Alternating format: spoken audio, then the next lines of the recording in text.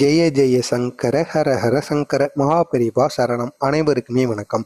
அதாவது நாம் தெரிந்தோ தெரியாமலோ நமது வாழ்க்கையில் ஏகப்பட்ட பிரச்சனைகள், அது மட்டுமல்லாமல் ஏகப்பட்ட பாவங்கள், அதாவது சிறு உயிர்களை கொல்வது, அது மட்டுமல்லாமல் அதை துரத்தி அடிப்பது, நாய் போன்ற உயிரினங்களை, இதே போன்று நாம் தேவையில்லாத வேலைகளும், அது மட்டுமல்லாமல் இதனால் நமது வாழ்வில் மிகப்பெரிய ஒரு சிக்கலானது வரும் என்பது போல மகாபெரிவா காஞ்சி மகான் இருக்கிறார் அல்லவா, அவர் அவரை சந்திக்க சென்ற பக்தரிடம் கூறியிருக்கிறார். அது மட்டுமல்லாமல் நாம் பார்க்க வேண்டிய முக்கியமான ஒன்று என்னவென்று பார்த்தோம் என்றால், பெரியவா அவர்களை சந்திப்பதற்காக அவரது பக்தர்கள் அனைவருமே மடத்திற்கு சென்றிருக்கிறார்கள். அங்கு ஒரு பக்தர், அதாவது பெரியவா, நான் என்ன பாவம் செய்தேனே என்று தெரியவில்லை, எனக்கு ஏதாவது ஒரு பிரச்சனைக்கு மேல் பிரச்சனையானது வந்து கொண்டே தான் இருக்கிறது, அதாவது வேறு ஏதாவது ஒரு ரூபத்தில் பிரச்சனைகள் வந்து கொண்டே இருக்கிறது, இது நீங்குவதற்கு நீங்கள் தான் எனக்கு ஏதாவது ஒரு பிரார்த்தனையும், அது மட்டுமல்லாமல் ஏதாவது ஒரு பரிகாரத்தையும் கூற வேண்டும் பெரியவா என்பது போல மகாபெரிவாவிடம் ஒரு பக்தர் கேட்டிருக்கிறார். அதற்கு பெரியவா அவர்கள், அதாவது நீ முந்தைய காலங்களில் அதாவது வீட்டில் உள்ள முன்னோர்கள் செய்த பாவமாக இருந்தாலும் சரி, அது மட்டுமல்லாமல் நீயே உனக்கு தெரியாமல் அறியாமல் ஏதாவது உயிரினங்களையோ, அது மட்டுமல்லாமல் தேவையில்லாத பாவங்களை நீ செய்திருப்பாய். அதாவது யாரிடமாவது உன்னிடம் யாராவது ஒரு செயலை செய்ய சொல்லியிருப்பார். அதனால் மிகப்பெரிய அளவில் அதாவது ஏழைகள் யாராவது உன்னால் துன்பப்பட்டிருப்பார்கள். அந்த பாவங்கள் கூட உன்னை சும்மா விடாது என்பதோடும் மகாபெரிவா அவர்கள் அவரை சந்திக்க வந்த பக்தரிடம் கூறியிருக்கிறார். அது மட்டுமல்லாமல் நம் கண்ணுக்கு தெரிந்தும் தெரியாமலும், அதாவது வேறு யார் மூலமாகவும் நாம் செய்த பாவங்கள் அனைத்துமே நீங்குவதற்கு நீங்கள், அதாவது விநாயகரை இதே போன்று பிடித்து உங்கள் வீட்டில் இருக்கிற கோவிலிலும் சரி, உங்களது வீட்டில் பூஜை அறையில் சென்றும் நீங்கள் இதே போன்று வழிபட்டு வரலாமாக.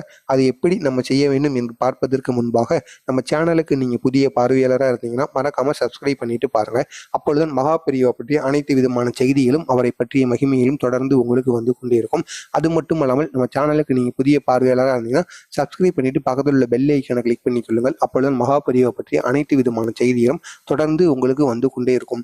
அதாவது முதலாவதாக விநாயகருக்கு நீங்கள் என்ன செய்ய வேண்டும் என்று பார்த்தோம் என்றால், இந்த ஒரு பரிகாரத்தை நீங்கள் ஞாயிறு, செவ்வாய், வெள்ளி இந்த 3 கிழமைகளில் செய்வது மிகவும் சிறப்புங்க. அது மட்டும் இல்லாமல், அதாவது விநாயகருக்கு இந்த 3 கிழமைகளில் நீங்கள் இதை செய்து வருவது மிகவும் நல்லது. அதற்கு அடுத்தபடியாக நாம் பார்க்க போகிறது என்னவென்று பார்த்தோம் என்றால், காலையில் இந்த பரிகாரத்தை நீங்கள் செய்யலாம், அல்லது மாலை நேரத்திலும் செய்யலாம். உங்களுக்கு எந்த நேரம் வாட்டமாக இருக்கிறதோ அந்த நேரத்தில் இதனை நீங்கள் செய்ய தொடங்குங்கள்.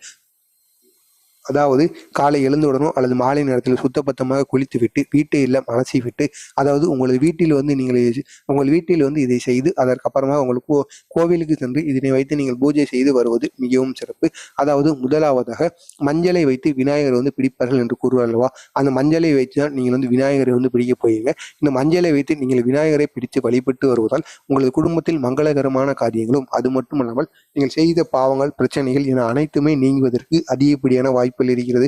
அதாவது விநாயகரை எடுத்துக்கொண்டால் நமக்கு என்னென்ன, அதாவது நம்ம செய்த பிரச்சனைகள் அனைத்துக்குமே பிரச்சனைகளை தீர்ப்பதற்கு ஒரு மும்மூர்த்தி கடவுளாக இருப்பவர் தான் விநாயகர். எனவே விநாயகரை வைத்து நீங்கள் இந்த ஒரு பரிகாரத்தை செய்து வர வேண்டும். அதாவது மஞ்சளை வைத்து விநாயகரை செய்து கொண்டு அதற்கப்புறமாக விநாயகர் உங்கள் வீட்டில் வைத்து இதை செய்தாலும் சரி, கோயிலுக்கு சென்று செய்தாலும் சரி, அந்த விநாயகருக்கு முன்னாடி மஞ்சளால் பிடித்த விநாயகருக்கு முன்பாக ஒரு நெய் தீபமோ அல்லது நல்லெண்ணெய் தீபமோ ஏற்றி வழிபட்டு வர வேண்டும். இதை நீங்கள் 7 நாட்கள் வரை இந்த மஞ்சளை வைத்து விட்டு அதற்கப்புறமாக இந்த சிலையை உங்களது வீட்டு பூஜையில் சாம்பிராணி புகையெல்லாம் போட்டுவிட்டு அதற்கப்புறமாக உங்கள் பிரச்சனைகள் தீர்ந்துவிடும் என்பது போல கூறிவிட்டு, அருகில் உள்ள ஓடுகின்ற நீரிலோ அல்லது ஆள் நடமாட்டம் இல்லாத பகுதியில் சென்று நீங்கள் தூக்கிவிட்டு எறியலாம். இதே போன்று நீங்கள் ஒரு கிட்டத்தட்ட